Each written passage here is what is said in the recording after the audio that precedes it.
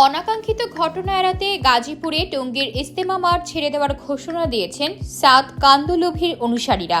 তাদের পক্ষে রেজা আরিফ এ তথ্য জানিয়েছেন। বুধবার সচিবালয়ে স্বরাষ্ট্র মন্ত্রণালয়ের সম্মেলন কক্ষে এক বৈঠক শেষে তিনি এই কথা জানান।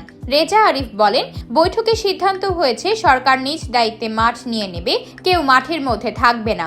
আমরা মাঠ ছেড়ে দেওয়ার সিদ্ধান্ত নিয়েছি যেন কোনো রকম সমস্যা তৈরি না হয়। বিশ্ব ইজতেমা ময়দান দখলকে কেন্দ্র করে মাওলানা জুবায়ের ও মাওলানা সাদ কান্দুলভির অনুসারীদের মধ্যে সংঘর্ষে হতাহতের পর মাওলানা সাদ কান্দুলভির অনুসারীদের নিয়ে বেলা 11টায় বৈঠকে বসেন অন্তর্বর্তী সরকারের 5 জন উপদেষ্টা।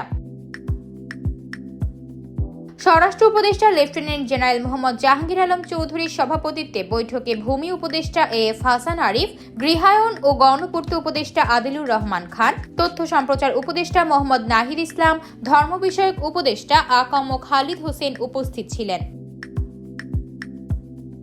মঙ্গলবার মধ্যরাতে গাজীপুরের টঙ্গীর বিশ্ব ইজতেমার মাঠ দখল করা নিয়ে মাওলানা সাদ ও জুবায়েরপন্থী অনুসারীদের মধ্যে সংঘর্ষের ঘটনায় 3 জন নিহত হয়েছেন। এই ঘটনায় উভয় পক্ষের প্রায় শতাধিক মুসল্লি আহত হয়েছেন। এই ঘটনায় পরিস্থিতি নিয়ন্ত্রণে টঙ্গীতে 4 প্লাটুন বিজিবি মোতায়েন করা হয়েছে।